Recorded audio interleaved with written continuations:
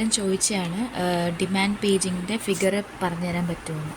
അപ്പോൾ അതായത് പ്രൈമറി മെമ്മറിക്കകത്ത് നമുക്ക് ഒത്തിരി അധികം പേജസ് ഉണ്ട്. അപ്പം അതായത് ഇപ്പം നമുക്കിവിടെ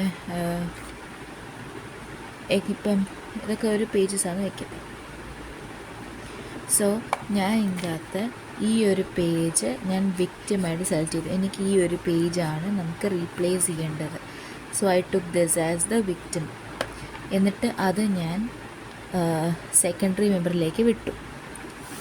പേജ് ഔട്ട്, വിക്റ്റിം പേജിനെ നമ്മൾ പേജ് ഔട്ട് ചെയ്തു. ഓക്കെ, ഇങ്ങോട്ട് കൊടുത്തു. എന്നിട്ട് നമുക്ക് നമ്മുടെ ഡിസയേർഡ് പേജുണ്ട്. പക്ഷെ അത് എടുക്കുന്നതിന് മുന്നായിട്ട് നമ്മളിവിടെ നമുക്കൊരു ഫ്രെയിം ഉണ്ടായിരിക്കും. ഈ കൊടുത്ത പേജിനെ നമ്മൾ ഇൻവാലിഡ് ആക്കണം. Make the page invalid. So നമ്മളിവിടെ എന്ന് കൊടുത്തു, ഇൻവാലിഡ് കൊടുത്തു, കാരണം നമ്മളത് കൊടുത്തില്ല.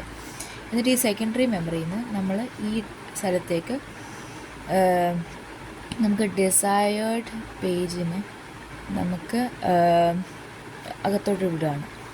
ഓക്കെ, അകത്തോട്ട് വിട്ട് കഴിയുമ്പോഴത്തേക്ക് പുതിയ പേജ് ഫ്രെയിം നമുക്ക് വാലിഡ് ആകും. ഓക്കെ, അതായത് new pages reset in the page table.